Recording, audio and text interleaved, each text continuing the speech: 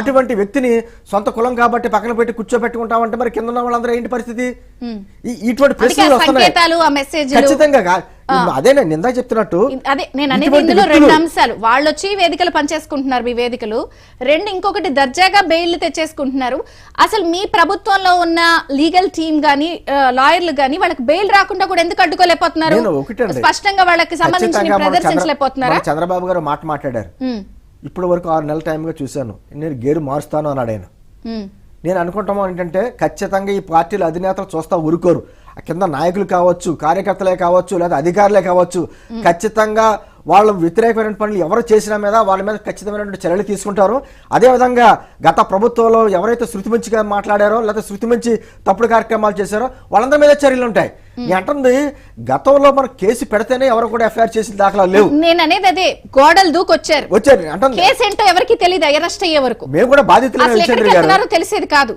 ఎందుకు ఏంటని ఎవరో ఒకళ్ళు బయటకు వచ్చి ప్రెస్ మీట్ పెట్టి పలానా కేసు అంట అని చెప్తే అర్థమయ్యేది. కేసు క్లియర్, ఏం జరుగుతుందో తెలుసు. కంప్లైంట్ చేస్తున్న వాళ్ళు ఇది ఒకటి, వాళ్ళు బెయిల్కి ఎత్తున్నారు లేదా వీడియోలో వదిలి అంటున్నారు. లుక్అవుటా ఎందుకు అని వెటకారం చేస్తారు విజయసాయి రెడ్డి గారు. లేకపోతే మీరు వాళ్ళకి బెయిల్ రాకుండా కూడా కోర్టులో ఎందుకు చేయలేకపోతున్నారు? అదే అంటుంది, వ్యవస్థలో లోపం ఉంది ఖచ్చితంగా. అంటే అప్పుడు అది మీరు ఏం సంకేతం ఇస్తున్నట్టు అంటుంది ప్రభుత్వం. అదే అంటున్నాను, చంద్రబాబు గారు కానీ పవన్ కళ్యాణ్ గారు కానీ కొంత సమయం ఇస్తారు, కానీ అది మెతక ప్రభుత్వం కాదని హెచ్చరిక కూడా చేశారు. కానీ ఖచ్చితంగా నేను అనుకోవడం ఏంటంటే, ఎవరైతే ఇప్పటికీ మనల్ని వీళ్ళు ఏం చేయలేరు, ప్రభుత్వం ఏం చేయలేదు, మా మీద చర్యలు తీసుకోలేదు, మేము స్వేచ్ఛగా మమ్మల్ని వదిలేశారు అనుకుంటే తిరుగుతున్నారో వాళ్ళందరి మీద కూడా ఖచ్చితమైన చర్యలు ఉంటాయి. వదులుకోవడం ఏంటి? వాళ్ళు మిమ్మల్ని అంటున్నారు ఇంకా తిరుగుతుంటే నా మీద లుకౌట్ ఇస్తారా అంటున్నారు. అలా కాదు, ఇంకా పోస్టులు పెడుతున్నారు, వీడియోలు పెడుతున్నారు, మాట్లాడుతున్నారు, రకరకాలుగా చేస్తున్నారు. కాదనట్లా నేను అంటుంది అదే, చంద్రబాబు గారు గేరు మారుస్తానన్నటువంటి హెచ్చరిక కూడా చేశారు.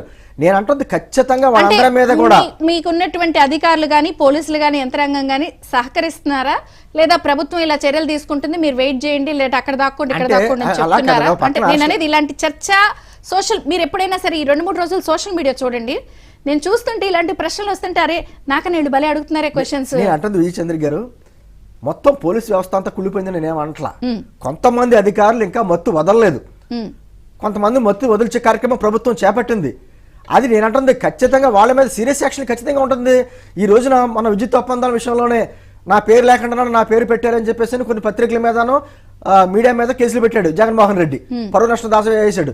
నేనేమంటానంటే అదే దావా మన పరువు నష్ట దావాలు మనం ఎందుకు వేయకూడదు? కూటమి ప్రభుత్వం చేస్తున్న మంచి పనులని తప్పుడుగా ప్రచారం చేస్తున్నటువంటి వాళ్ళ పత్రిక మీద, వాళ్ళ పత్రిక అధినేతల మీద ఎందుకు పరువు నష్ట కేసులు దాఖలు చేయకూడదు? ఖచ్చితంగా నేను అంటుంది ఎన్ని జరుగుతాయి. 6 నెలలు అయింది, 60 నెలల పాపం 6 నెలల మొత్తం కడిగేయాలంటే కొంచెం కష్టం. ఖచ్చితంగా 60 నెలలది ఇప్పుడే అడగట్లేదు. ఈ 6 నెలల్లో బుక్ ఇప్పుడు ఫ్యూ కేసెస్ నేను రిఫర్ చేశా. RRR గారి కేసు, లేదా జట్వానీ కేసు, సజ్జల భార్గవ్ రెడ్డి 13 కేసులు అయితే 9 రెట్లలో బెయిల్ వచ్చినాయి.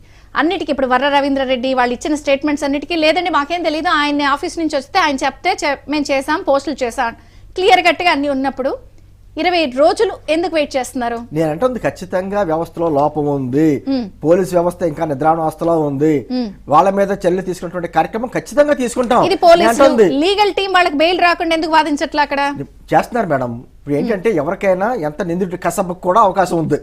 జైలుకి వెళ్ళి అతను కోర్టుకి వెళ్ళి అతను చేసుకున్నటువంటి అవకాశం ఇచ్చారు. మన వ్యవస్థలు అటువంటివి ఉన్నాయి. ఈ రోజున విజయపాల్ ఉన్నటువంటి RRR కేసులో అందరికీ తెలిసిన కేసు.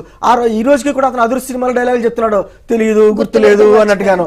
అంటే నేను వాళ్ళ మీద 3rd డిగ్రీ ప్రదర్శించమని మేము చెప్పట్లా, కానీ ఇంకా చట్టపరంగా చర్యలు తీసుకుంటానికి పోలీస్ వ్యవస్థ ఇంకా నిర్ణయంలో ఉంది.